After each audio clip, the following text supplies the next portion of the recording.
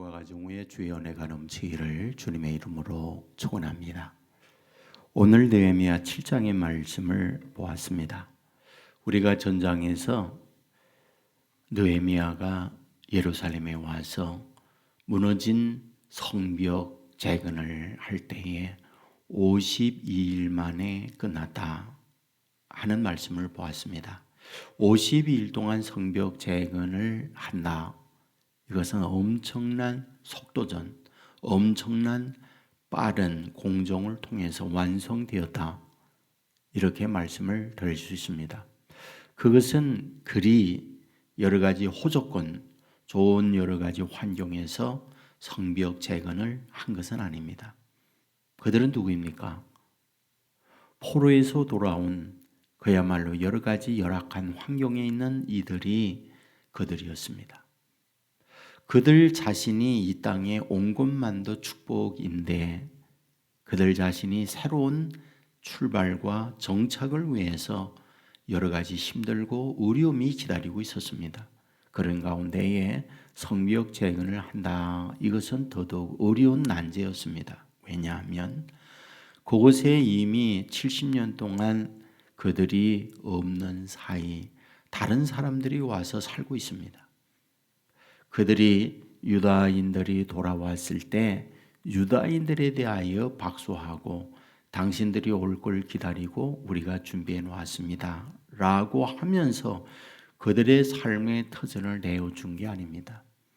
이미 와서 자리 잡고 있던 그들이 위치가 흔들리고 자리가 위태롭다고 판단되었을 때 유다인들에 대하여 공격하거나 비판적이거나 여러 가지 갈등이 생겼던 것을 봅니다. 특별히 당시 지도자였던 그 지역의 산발랏, 도비야, 게셀 이 사람들은 비판적으로 완전히 공개적으로 유다인들을 공격했던 걸 봅니다. 여러 가지 이런 공격을 받고 있을 때에 정말 힘든 상황에서 밤에 보초서야 하고 낮에는 재건 건축을 해야 하고 이런 어려운 가운데서 52일 만에 건축을 했다. 이것은 하나님의 놀라운 보여였고 축복이었던 거죠. 오늘 본장은 무엇입니까? 이와 같이 성벽 재건이 끝나고 난 이후 그들은 어떠했느냐라는 걸 밝히고 있는 말씀이에요. 자, 이렇게 힘들게 성벽 재건이 끝났습니다. 이루었다는 말이죠. 완성했다는 말이죠. 승리했다는 말이죠. 문제는 그 이후에 그들이 어떻게 하고 있느냐 하는 거예요. 오늘 여기에서 먼저 말하는 게 있어요. 사람들을 세워서 성벽의 문을 열고 닫는 걸 얘기해요. 해가 중천이 뜬 다음에 성벽의 문을 열어라. 그리고 아직도 해가 높은 때에 성벽의 문을 닫아라. 그렇게 얘기를 합니다. 그리고 동시에 성 주위를 지켜라. 그리고 너희들이 살고 있는 집 앞은 너희들이 지키도록 해라. 라고 하는 부분을 말씀을 하고 있습니다. 그리고 난 이후에 또 다시 이제 포로에서 돌아온 사람들 집안별로 그 수가 얼마인가 계수하는 내용이 오늘 7장 마지막까지 나와 있는 걸 볼 수 있습니다. 저는 이 시간 여러분에게 드리고 싶은 부분이 있습니다. 성경은 말하고 있죠. 섰다고 하는 자는 넘어질까 조심하라. 이것은 어떻게 생각하면 자전거 페달과도 같다 생각을 해요.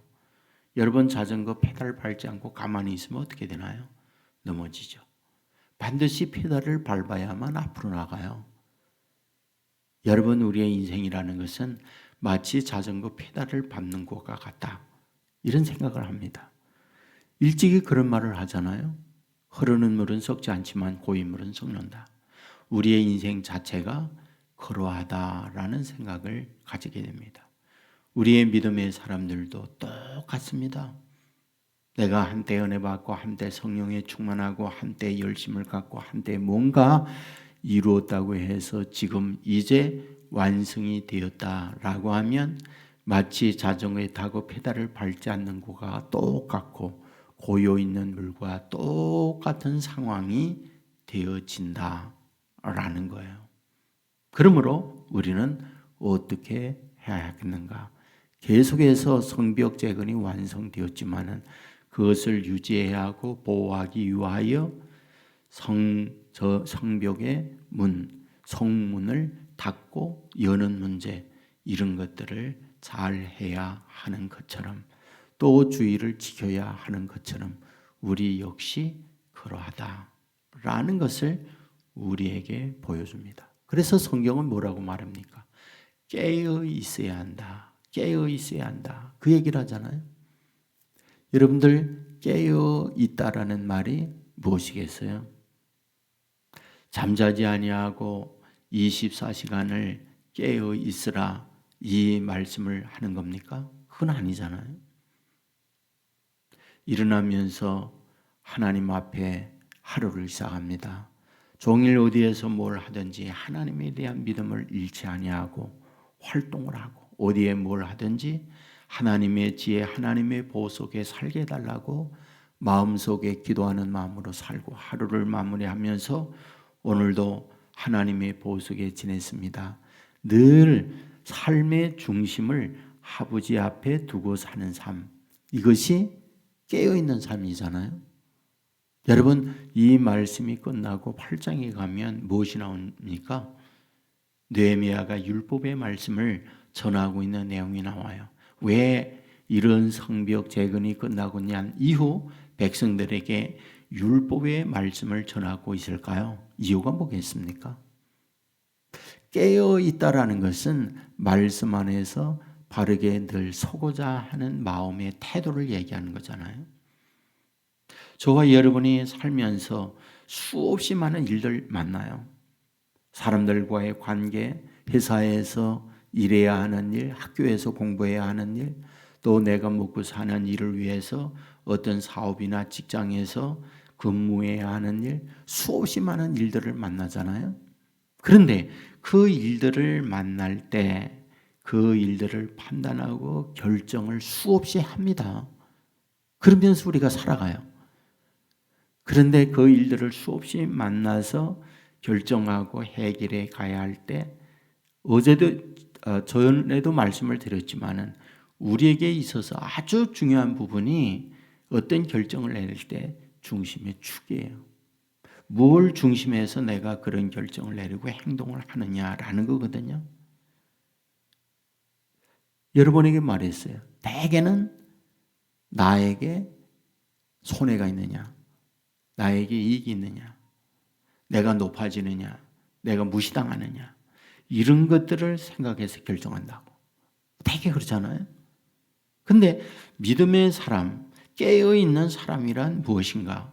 이것이 하나님 말씀에 옳은 것이냐, 하나님이 기뻐하는 것이냐, 이거를 중심해서 지내야 된다라는 말씀을 드렸잖아요. 그게 깨어있는 삶이거든요. 그것이 우리의 마음의 문을 닫기도 하고 열기도 하고 그런 우리의 관리거든요. 믿음의 사람이라고 하는 것은 그런 원칙과 기준 아래에서 살아가게 될 때 저는 여기까지 오면서 깨달아지는 게 있어요. 그게 뭐냐면 인간의 어떤 그 빠른 생각들 있잖아요. 그것에 의해서 움직입니다.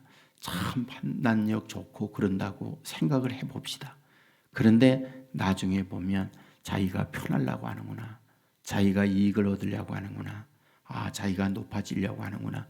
그거 나중에 가면 다 보이잖아요.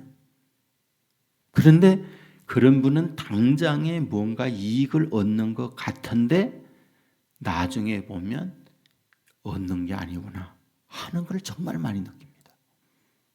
그런데 당장 하나님께서 기뻐하는 것이 무엇인가를 찾아가면 손해봐요. 바보스러워요. 안 되는 것 같아요.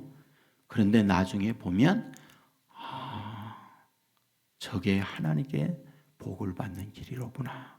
그걸 정말 느낍니다.